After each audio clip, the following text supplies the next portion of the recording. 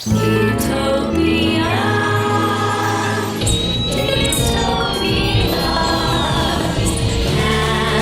and technologies hosted by Johannes, bringing a global conversation discussing technologies that affect us all.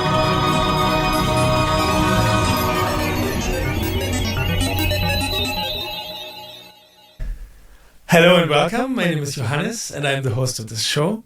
I'm here today with Gissel Velarde and we will be speaking about AI, about AI and music. She's an expert in these fields and and also about the future of AI, the kind of impacts it may have on society. So let me introduce you to Gissel so you have an idea of what we will be speaking about, because this will become clear in the process of the introduction as well. She has been leading and guiding engineering teams in machine learning and data science projects. She has been working on areas such as forecasting, anomaly detection, and fraud detection. She has also been teaching artificial intelligence, machine learning, and deep learning at Universidad Privada Boliviana since September 2020. She has published a white paper on forecasting with deep learning that you can find in the archives. I will have a link to that in the bottom.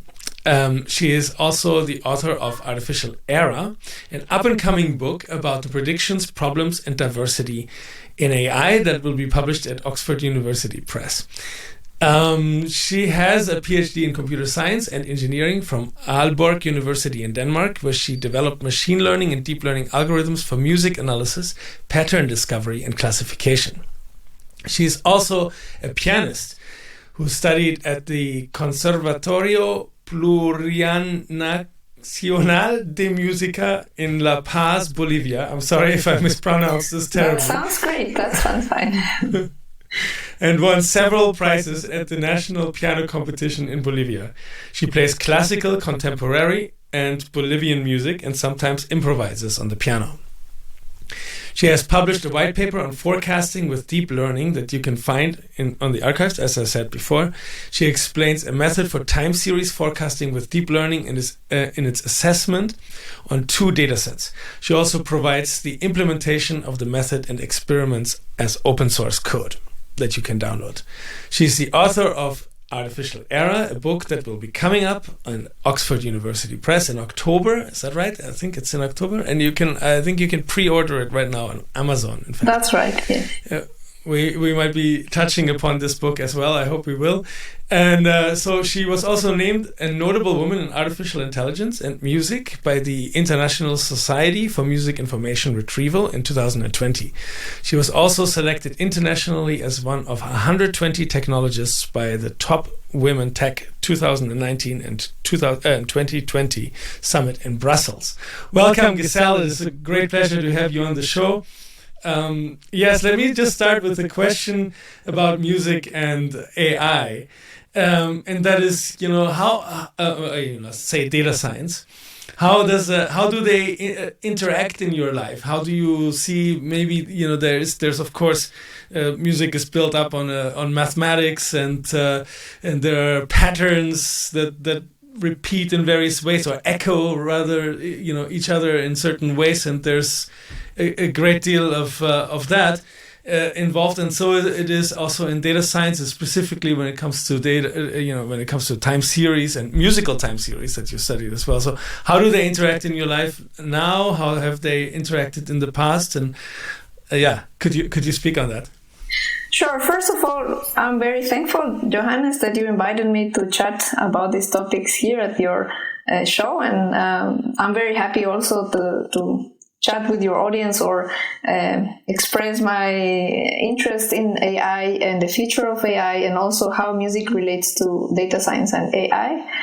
The first thing is maybe just to say that music is one of the nicest things we as humans developed in our evolution. We have language, but we have other capacities, and music is perhaps a very specific task that humans perform and perform very well.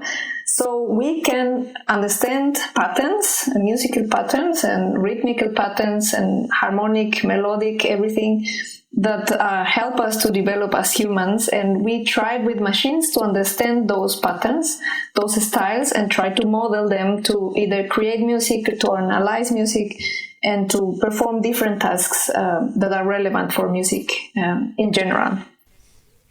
That's very interesting. To me, to my mind, music is something that, or art in general, I would say, is something that comes out of consciousness, right? So it is something that it's an expression of some experience or some kind of emotions. So that's very, it's always somewhat puzzling for me. I don't get very much out of listening to AI music, to be honest with you. So I wonder what that feels for you as a musician, as also a data scientist. We're both, I'm not a musician, but I am a huge, I've been a singer for many years, actually. So, and I'm a huge consumer of music, let's say it that way. And my children play music and so on. And in any case, I can relate to both data science and music as well. So, for me, listening to AI music doesn't make any sense. How do you feel about that? How do I feel about it? So, maybe first thing about music. There are some theories that say that music is like a dessert, right? Why do we need music as humans? We don't really need music for communicating because we have language, or we don't need it for performing any job or any specific task. But something that you pointed out is very important. Maybe music was developed to help us with emotion regulation and also as an expression of our capabilities. So there are many interesting theories why we are musical animals, and it's very interesting. The question is if AI music is interesting at all, yes or no? Well, it is interesting to say that the first thinkers that were thinking about automation always relate to music as a very important task of intelligence. And for example, talking about many millennia, Aristotle thought that we could have lyras playing their own chords, either at noticing our desire or just by doing so. So that's very interesting that even Aristotle was thinking that we could create autonomous music. Later, that's really interesting. That's very interesting because he was also talking about statues moving themselves. So he was actually thinking about automation in such a way, but music was always very important, maybe for human thinkers and for our evolution as a species.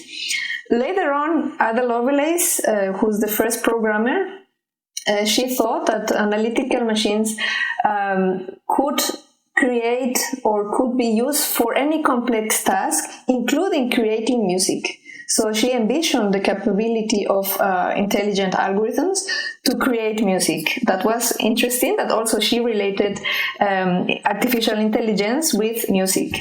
And so on and so forth. So actually, and if you see the first algorithms that were developed with machines in the middle of the last century, also were intended to create music. So it's very interesting that we humans use machines to create music, but now we also use it to analyze. And in my case, I was in a project where we were trying to analyze and create music. It was sponsored by the European Commission. So we learned many things about this project. And I think today there are many projects trying to create music, for example, for games, because if you are playing 4 hours a day or 6 hours a day and you listen the same music all the time, at some point you are bored and you need maybe new music that will react to your environment or to the moment that you're playing. So you need something that is, like a real band playing at the moment. In that case, it's very interesting to have an algorithm creating the atmosphere for your precise moment. There are other applications for music creation, like trying to help composers, for example, develop in the style they have, like giving alternatives so they can decide how they want to create their music.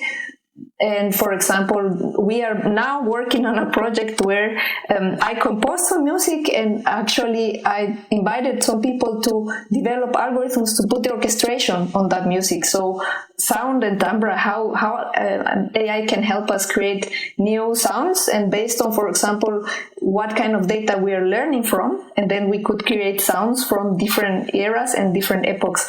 So that's very interesting, and I think more and more this will be a tendency in music production as well.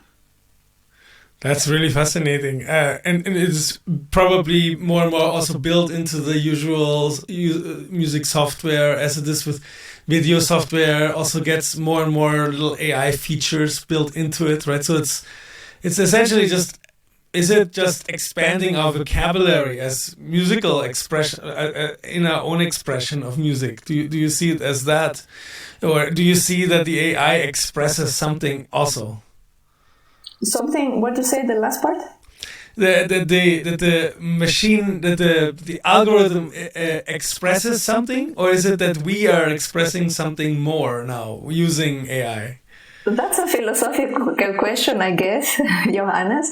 But because, what is the intention of a composer? What the composer wants to express? That's very difficult to define. That's something. Of course, every composer has an intention, and maybe that is the question of what is true creativity. Can really algorithms be truly creative? Because humans have an intention. Do machines have an intention? If they do have an intention, maybe they are truly creative.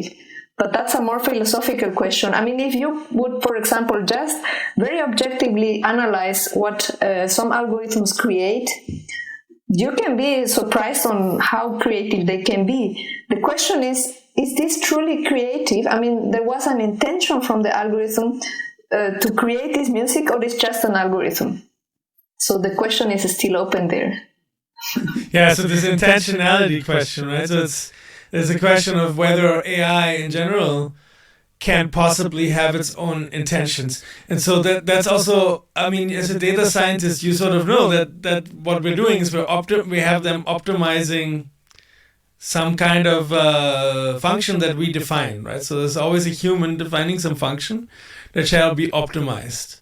So in that sense, yeah. So, but you could say that similarly, our intentions are also pre-programmed in a way, because there is some, evolutionary function that we are optimizing, and it is also not really of our own making in that way.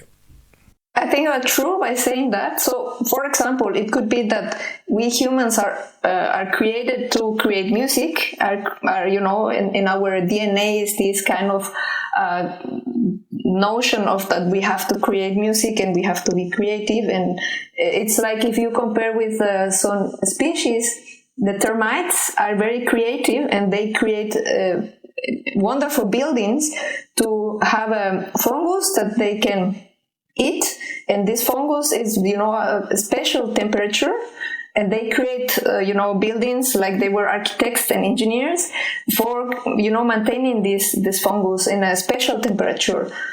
They have a very important system, so some architects are studying this solution from the termites. So the question is, do termites create because they are creative? Is there an intention from the termites, or is something that they do because it's their species? I don't know the answer about that. Well, there's another interesting question there, and that is, are they creative as individuals, or are they creative only as groups? I think that the second one would have to be seen, right? And is that actually true of humans too? So this is not, no one ever made up the blues, right? Nobody actually invented it, right? It is something that emerged. And it is true of any kind of music or any kind of style or there are of course these kind of made up styles that some record company thought we were going to make a style up, and that's a different thing. But most of the musical genres that are enduring are some that are not really coming out of the mind of one human being, right? They are reflections, or they are actually collective constructions. Don't you agree? Yeah, completely. So we are social animals, and we have our different types of ceremonies. I think music started as a ceremony also, because music and dance are very related. So there was something in our story or history that made us create music and rhythm and dance. So if you look at the initial cultures, you would say it's so important, dance and music and these rituals that we create as humans, that is impressive how we develop this kind of activity. And anything that we do, of course, you would say, okay, there are some creations that are only, done by certain composers, but these composers learn from the past as well. So, it's difficult to say where is, something that it was done only by you, but you are always influenced by many musics, many environments. So, I think the moment that you play piano, you are influenced by Johann Sebastian Bach, because that's the guy who tuned it for you, essentially. So, and so in many ways, it's there are some moments, I guess, like that in the case of Bach, for example, where it seems to be a pivotal moment where everything changes after that moment. But also that moment has its seeds, obviously, in the past as well. There is nothing that actually has no seeds in the past. But I wanted to ask you something about ritual. Is a really great point, right? So when you follow that thought a little bit and say, okay, music probably came out of ritual, and then you think of AI, and you're thinking, AI doing rituals? It seems absurd, Well, the question maybe is artificial intelligence something close to what we understand as intelligence? So is really artificial intelligence close to what we understand as human intelligence or animal intelligence or biological intelligence? Because you would say that there are different types of biological species that are very intelligent as well, but they have some kind of biological component. So, and we have computers that have circuits and electricity, which are different components as well. So today there are projects that are trying to study how to merge biological components with artificial intelligence. And I don't know what we will get out of those projects, but there is this difference, I guess, between what we expect from a biological entity different from a computer. Is that because, so the episode before the last episode, I was talking to Neville Nui, and we were talking about these three different terms: intelligence, sentience, and consciousness. Mm-hmm. They appear to be quite different objects. So, for example, if you ask a Buddhist monk what is consciousness, they will say that you have to turn off your mind in order to get there. So, in other words, intelligence then is maybe anti-correlated with consciousness, potentially. If you think of intelligence as the mind, as the thing that does the computations, because apparently we do, when we build AI, we think of intelligence, then that means that we think of a sort of computational form, right? But if it's not tied to consciousness, meaning there is no way, so let's say ChatGPT, there is no way that it feels like to be ChatGPT, right? There is a way that it feels like being Gissel. There is a way that it feels like being Johannes, or even being a bat, or being a dog, or a donkey. That all makes sense to us. Maybe even a termite, but the ChatGPT, suddenly you see this disconnect, and I think it may just be there, right? It may be this consciousness thing, and then there's this other term, sentience, over which I think one of the Google engineers who said that, I think he used that term, the one who was fired for saying that one of the large language models was sentient, and then I think he was rehired. I don't know the whole drama stuff. What the meaning of sentient is. Can you explain that? I mean, to me, what it means. So I cannot really. I think these things are all quite ill-defined, but I think sentient means to be alive. as opposed to dead, not All right. alive. I think that's what it means. I mean, that's my own understanding. If anyone is out there wants to correct me on this, I think that's what it means. So being alive and not being alive. And then consciousness is, of course, this sense of being, having this thing that it feels like being, Johannes, right? There's this moment of feeling, like I feel the wind on my face. That's called a qualia, an experience. But there is someone there who feels the wind. There's a subject inside of the body that is maybe an object.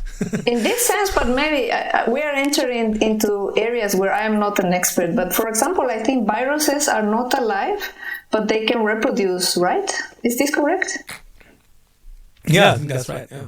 Right, so that's interesting. For example, I think a virus has a purpose, even though it's not alive, and its purpose is to reproduce.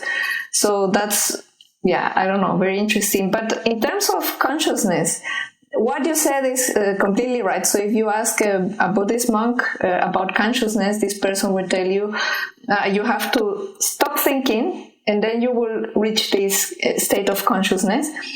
But there is another yogi that tell us that actually consciousness is something that we can perhaps not understand humans as humans. So it's something that it's beyond our understanding, and consciousness is something very big that we may not understand with our mind, even with our mind. So it could be that, I don't know, a stone is also conscious, and maybe we do not understand this consciousness. In that case, we could say that, maybe a computer program is also conscious, because there is another theory that says that consciousness relates to experience. So if you have an experience and you're aware of this experience, then you're conscious. Even babies are conscious, and other animals are conscious. So conscious, and if you are through an experience, an algorithm learns from experience. So you would say, well, the machine is conscious because it has an experience and it's conscious, but it's not the same consciousness as we experience. And so or even the same kind of experience, right? It's just a calculation. It's numbers. It's sort not of the same experience. I mean, a computer can tell you, I'm looking at an ice cream, but the computer never tasted the ice cream, never had the chemical reaction that we have when we eat an ice cream. So it's not the same experience. Yeah, so it doesn't really know what ice cream is. It can sort of tell you how it works in language. How ice cream fits into or even a little bit deeper. It could, I think it's a bit deeper to say that where ice cream fits into a linguistic, when to expect the phrase ice cream, when it's hot on a hot day or something like that. When someone says it's a hot day, it might expect there could be ice cream, right? Because it now has these correlations. It sort of understands correlations in a way. It's a correlation machine. It creates an understanding of what we train this to understand, but it will never have the same experience as we do. It's like we cannot know how butterflies look because they have other hardware, and they can spot different colors that we are not able to spot. So the experience of a butterfly, of seeing the world, is very different from our experience. Indeed. So John Searle is a philosopher on this topic of consciousness. He says that he thinks that something in our brain produces this experience of what it feels like to be us, and that we could possibly understand it, but we're not there, right? Maybe we're not looking at the right place. Maybe we're not even looking in the right way at the brain. We're looking at the firing of neurons, which may be involved in intelligence, which may be a different dimension from. You see, but maybe the way that we think of human intelligence is intelligence plus consciousness, plus this experience that we're talking about, right? So if we combine all of what ChatGPT can do with the feelings aspect, then we might be there. But this feeling aspect is really elusive, and we don't know how it works.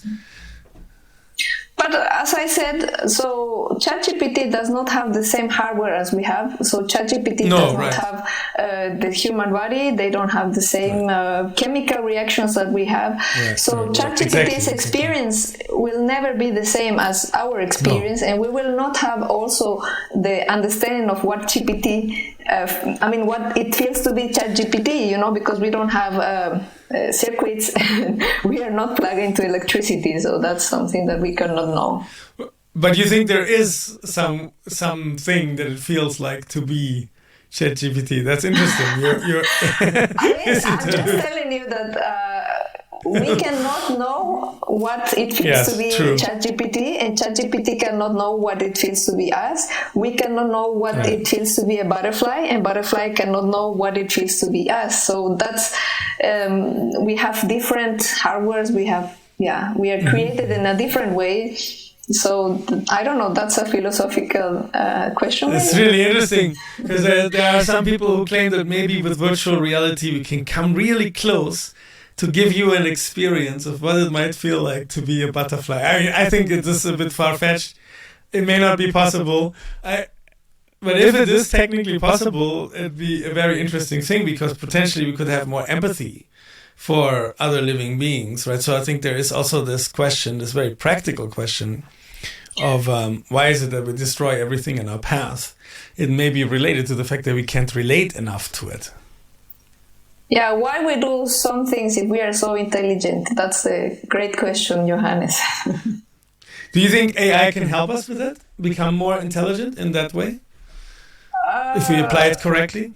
If we could become more intelligent thanks to AI, at the moment I don't know how, because how we develop intelligence, in our case, I think it's through training. So if we are trained to do something, we create some connections in our brain.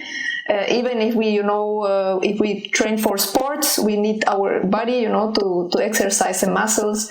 If we want to, play the piano, we have to spend some hours to create those connections in our brain. So the way we develop intelligence is by training, by doing things. So in that case, maybe artificial intelligence can help us to optimize the way we learn. That could be a possibility. Yeah. But also, in a general sense, like what we were saying, the sustainability question, maybe it can draw correlations out for us, causational paths, and help us.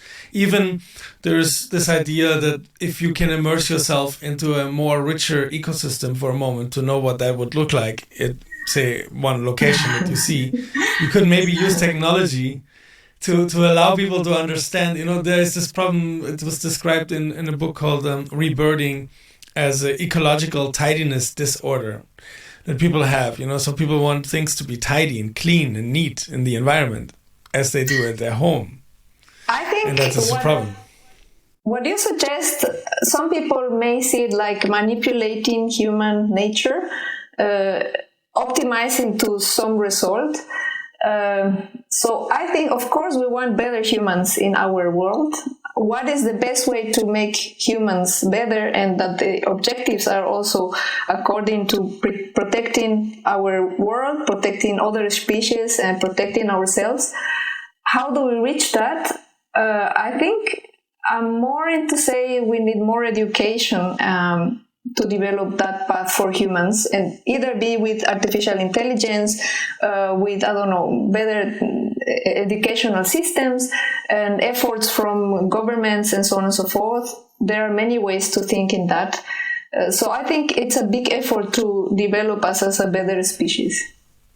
Yeah, the fine line between education and manipulation, right? Because you could say, learning how to read, now you can manipulate yourself or something like that, or you will be manipulated by all the people who you read, who are more persuasive than others, right? So even language itself, you could think of as a form of manipulation, subtle in that way, don't you think? Well, so manipulation is hard to pin down. I think we need to create critical people that are able to discriminate and take decisions from themselves. and understand what will help us to develop as a species or not. And I think that's only coming through education.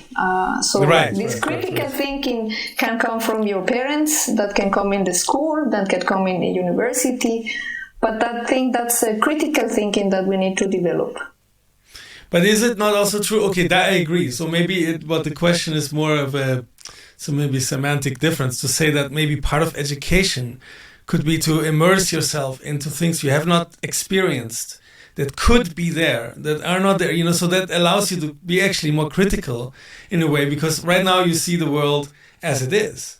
But if we now show you some possibilities of what it could be like if we did X, Y, Z, or whatever, then you can be more critical, and maybe you can say, well, no, because of this and the other. Or you can say, well...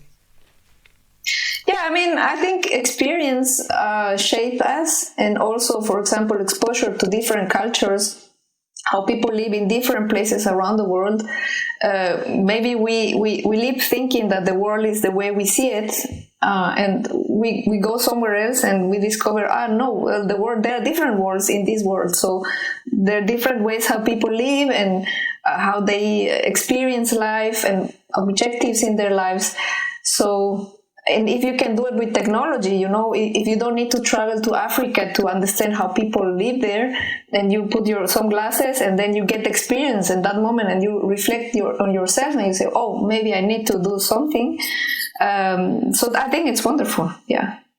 But then that brings me to the question. So that was maybe the original purpose of the internet to some degree, even, right? So to expose you to different cultures, different points of view, and so on. And then what happened is this commercialization, or whatever happened. It's described by various philosophers, various observers. There is, Shoshana Zuboff, who writes about surveillance capitalism. So their AI is used ultimately to make us dumber in a way, because it is used to optimize engagement, which then will expose us to the most outrageous things, mostly negative things, because that's where we like to engage with as unfortunate, maybe human quality. I don't know, if you show us something outrageous, something horrible, we're more likely to engage with it. And so then because of that, AI essentially engineered a worse society where we're all exposed to outrageous content constantly. And our mind, in a way, degrades, and this could also happen in a more vivid thing. So I'm always worried about these two things. I think that there's a lot of potential, and there's a lot of things that could go wrong. How do you think about this? Also, is that related to what you're writing in your book? Because you're making some predictions about AI, and could you speak a little bit about that? Also, maybe in the context of your upcoming book, the AI era. Of course. So actually, I think that. Technology is just a tool, and you can use a tool for many purposes. For example, with a knife, you can eat your lunch, or you can save the life of someone. So a doctor can save the life of someone, and you can kill someone with the same knife, with the same tool. So it's how we use technology in our daily life, and we actually give the purpose. So if we're talking about intelligence and purpose, we just have tools, and these tools will either help us or not help us. So it depends on how we use the technology. So it's very dependent. Yeah, I agree with that. It's, absolutely. This is actually sort of along the ways that I've been preaching it as well. So it's good to hear it from someone else, who has been thinking about this as well, very hard. So could you give us maybe a little bit of a summary? So your book has 3 parts, is that right? So like a present, past, and then it starts obviously with the past, present, and then future.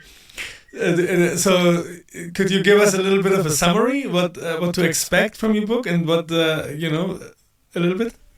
Sure. So thank you for asking. Actually, the book has 5 chapters. The first chapter, it's called the artificial cataclysm, because I think we are going through a new chapter also, and this has been studied by many scholars, that we are in these waves of development of technological progress. So you can see in the book in which stage of this wave are we. Then it's another chapter on how, for example, technology has been used from people working in a garage, and now they are great entrepreneurs, and they have large companies, how they develop in such a short time. I think in history we haven't seen that before.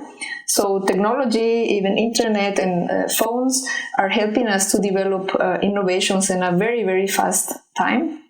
The third chapter, I study why there are so few females in AI. So that's something that strikes me, and there are many statistics on this.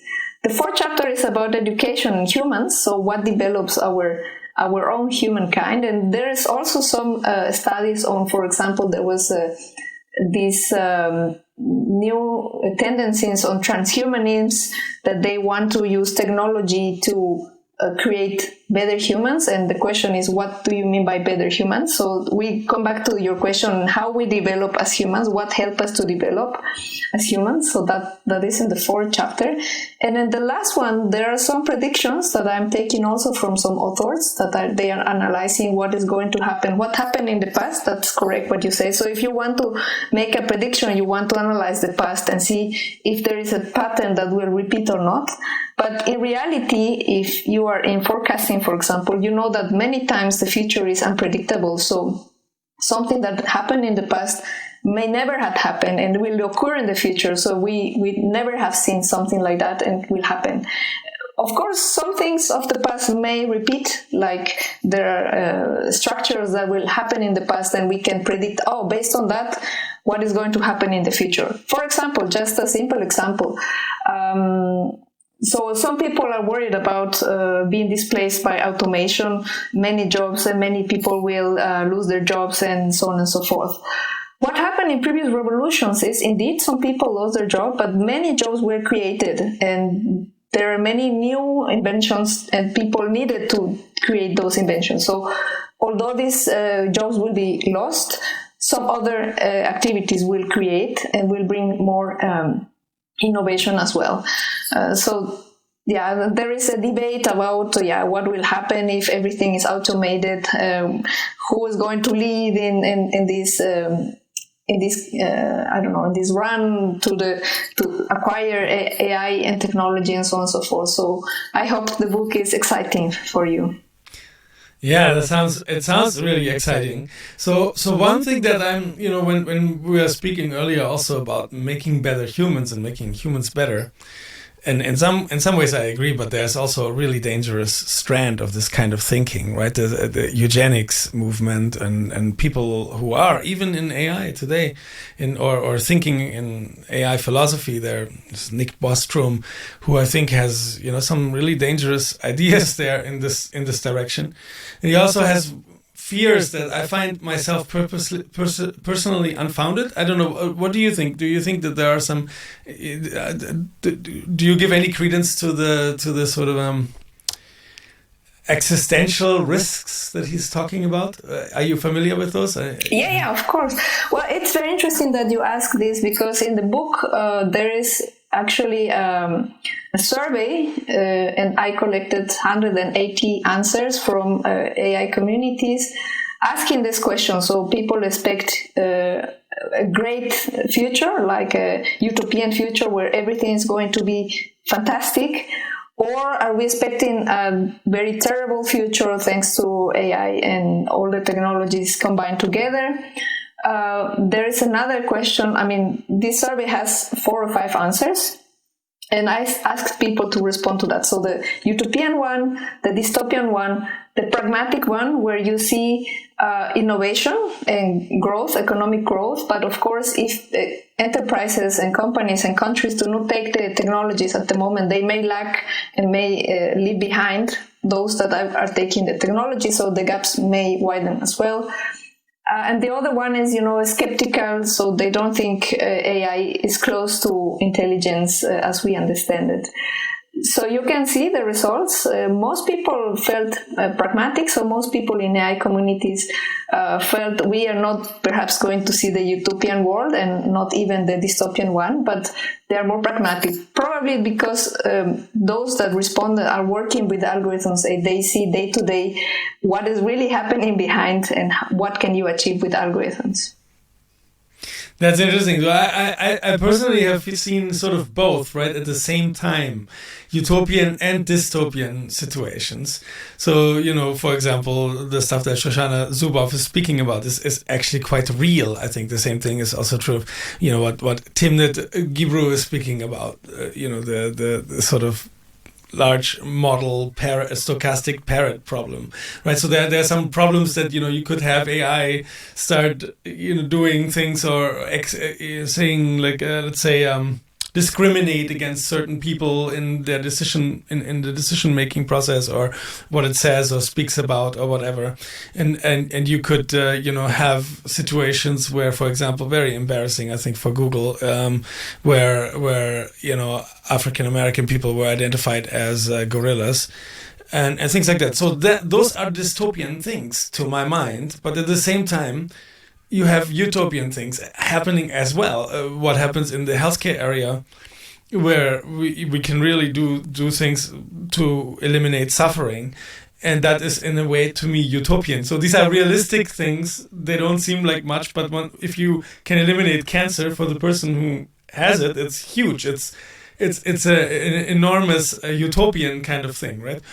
And similarly, if something happens where you are identified as a gorilla, as a person, and that's also dystopian. It's extremely, it's awful. And then anyway, and then in the criminal justice system, the way it could be used, it could actually lock people up who have done no crime, and that again is to me a dystopian outcome, right? So I feel like we have both. What do you think of that? Yeah, you're completely right, Johannes. So actually, in my book, I argue that we live in a surreal technological progress. So there are some fantastic things that we see and some advancements that you will not believe that are happening. And at the same time, there are things that are completely bizarre, and you say, yeah, this is surreal. So from one hand, you see wonderful advancement, and from the other hand, you see problems like the one you described. And actually, this is a problem, I guess, a systematic problem that the AI community is very homogeneous. And to overcome those problems of bias in systems, we need diverse teams, so including the population of the world in those AI development teams, because we as humans have our own biases, and that's normal because those are created through experience. And if you are through an environment which is always the same, well, your hypotheses at developing algorithms will be also framed but that not because you are a bad person or you want to create harm, but it's because the way we are. So if we want to prevent systems from being biased, or prevent systems that only give advantage to some groups of people, we need to include into these development teams more diverse generations and backgrounds and everything. So we need to work on that in AI. I think that's the only way to overcome those problems. Yeah, I fully agree. This is actually what my show is a little bit about. I'm trying to bring perspectives from all over the world, from different types of people who are working in either working in technology or are philosophers regarding technology, or are involved in some way or the other in this discussion, to bring them here and talk about these topics. Exactly, because I think exactly you're right. We need to also talk about it, not just have them in there working and maybe talking to each other, but also making it clear to the public as well, so that people know what are different people thinking about when they're working in this area. What do they see on the ground? I think it's really important for even the public. We talk a lot about politics in the public sphere, but I think that technology has starting to influence us or affect us in ways that might be even more important and enduring than a particular politician or a particular law in one or the other place, and it's affecting all of us, right? So I think we have to start talking about it as well. What do you think of that? And I guess your book is a great contribution to this as well. I think my book is a contribution because I am a minority in AI, and I see perhaps things from other perspectives that most scholars do not see. It's related to what we were just talking about, right? So how we create different views, it's because you have different experiences, you come from different parts of the world, and you see the world from a different perspective. Of course, I have my own biases as well. But I see perhaps these blind spots where other researchers do not see because they are not exposed to the same challenges as I am, for example, coming from a minority. And so if we, for example, in my case, I would think we are always worried about optimization and machine learning, trying to discover better algorithms to solve certain problems. But I think technology is just a mirror. If you go to any AI conference and you see the participants, there is a lack of diversity. And of course, all innovations that will be created will lack also of this enrichment of diversity. So I think AI needs to develop in that area more than keeping technical. I think AI is doing a lot of job on that. So, for example, large conferences are including, for example, sessions for minorities as well. So trying to attract people and so on and so forth. But the problem may be bigger than that because, of course, access to education is limited as well. Access to funding is limited. So maybe there is a large project that needs to be taken cross countries to help develop this AI community, which is a responsibility now from all citizens in the world because we are not all connected. Yeah, I agree. So let's, do you see some beginnings of that? Do you see some place where people can start connecting right now and starting to work toward that? Maybe Kaggle has started to do something like that, right? Maybe there are some efforts, right, in this direction, also educational ones, I would say. There are efforts, Johannes. So there are efforts. As you say, there are, for example, mentoring clubs. They're trying to include more minorities to AI conferences. But I think there are some problems that are systematic from countries that have never had access before, and they are now trying to access the AI race or the AI competition. For example, I come from a country in Bolivia, and we don't have an artificial intelligence strategy. So the government does not realize that we need an artificial intelligence strategy. And that's sad. My country would need, for example, that some experts come and they try to develop knowledge in the country so that we fast try to catch up with the technology. But this is not happening. So in some countries, as I said, we need perhaps more collaboration, international, from the leaders to notice that, some countries are not using the technology for now, and they're not participating of the AI party at the moment. So that's needed perhaps in a collaboration with big leaders and institutions. Is it possible at all for people from Bolivia to participate across boundaries?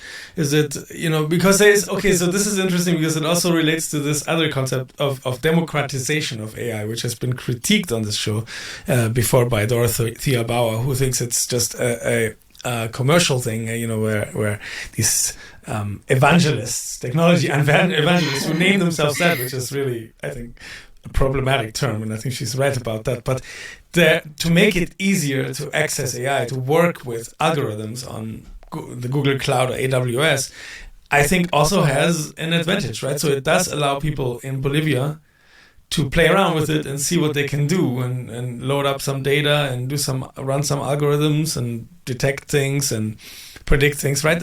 What do you think of this tension? We have the technology to do it. The technology now allows us to communicate, per Zoom, and I can talk to students in Bolivia and I can supervise them. But I think artificial intelligence is like any other trade. So you learn by doing, and you learn from someone who knows how to do it. If you want to be a baker, you go to a bakery and then you see with your own eyes and you do the bakery with someone who has, 15, 20 years experience doing the bakery thing. And they tell you, oh, look, do this different and it will bake much better.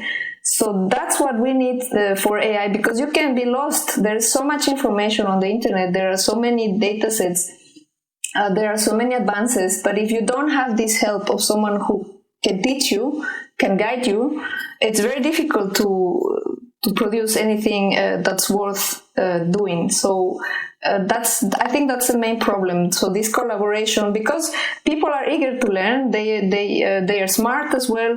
The technology allows us to use algorithms to develop innovations, but I think it's difficult to create this large project, as you would say, to help develop countries in the world that do not have the expertise.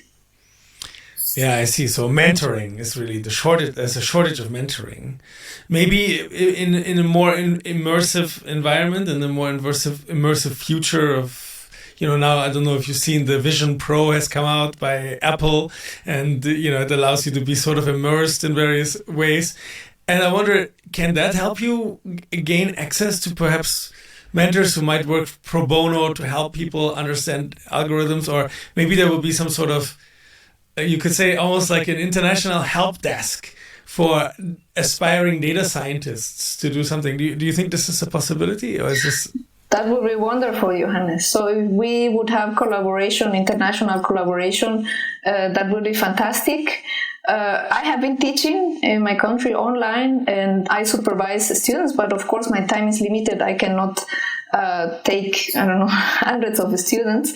So some way it could be developed, some collaboration could be developed to massively help develop this expertise in countries where, they don't have these experts on site, right? So technology can allow us to do many things, but I think it's a matter of budgets, how you allocate that. And perhaps, people would say, I do it because I'm a nice person.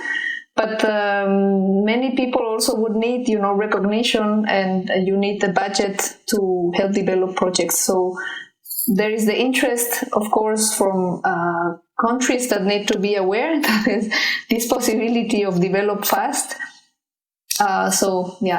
It's a not so easy topic, I would say. I mean, from the technical part, you can solve it, but it's more about how to collaborate. Well, so that brings me to a more personal view on this. How did you do it? So you went and did it, right? So you're a very seasoned data scientist now, and expert on the subject of AI, and you've written a book that will be published by Oxford University Press. So how did you do that? You grew up in Bolivia. Could you give maybe some people can take some inspiration from your own experience? I was very lucky, Johannes, because I had in my family, I had the opportunity to have a great education, and I think that's luck. So you either are born in a place where you get the tools to develop or not. So I was very, very lucky to have all this support from my family, from my parents to study, study music and to study at the university engineering. So I think that's not everybody has this luck to go through good education in countries where education is not free, right? In some countries you have to pay for education, and it's not and it's expensive, so you have to afford to pay that. But after that, I was also lucky. I got an internship, so I came to Germany thanks to an internship. And then I started working. Again, I got another internship for my PhD in Aalborg in Denmark. And I can say I'm very happy and very glad that all those things happened to me. So I'm a lucky person. But I think the system needs to help those that are not in the same position.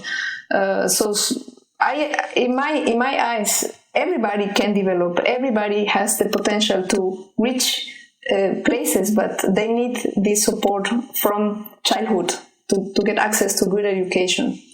And that's, of course, not the case for everyone. So this is a large system that would need to help everyone to have the same possibilities to achieve the same goals or personal goals. Do you think that? Yeah, absolutely. Do you think that AI and massive online courses can bridge somewhat of the gap, and maybe they could be augmented in clever ways? And also, what would you say to someone who might not feel so lucky, or who might feel that they do want to do something, they have the drive? And I also feel that, that I know I have this feeling that may not be true, that if you have the drive to do something, there's always a chance that you can do it. It's not guaranteed. It may not work, but to go for it, right, is something you should try anyway, because it may actually work. And if, I don't know, what is your feeling about that? Do you think people should aspire to becoming data scientists in Bolivia, for example? And what should they do if their educational background might in the past not have been so good, and to catch up? Well, as I said, thanks to technology now, you can watch an online course from the best professors from the best universities on the world about artificial intelligence, and they are freely available. So you could learn, if you know English. Of course, you need English to see those lectures. But I'm talking about those people who really didn't have the opportunity to even finish primary school. So in some countries, education is not accessible to everybody in the same way, and that's a pity, right? So there are some countries and rural areas where kids do not have access to libraries, they don't have access to even computers. So 50% of the world population do not have a computer at home. So that's something that strikes us, perhaps those who are connected to the internet almost 24 hours a day. I had one guest over here named Ananya Agrawal, who was in the Himalayas, and she built this educational platform that allows people to educate themselves on how to build businesses, useful businesses that they can make money from. So it's very much like that, but in an innovative way. And they can help each other to sort of learn from each other what materials work and what not, and so on.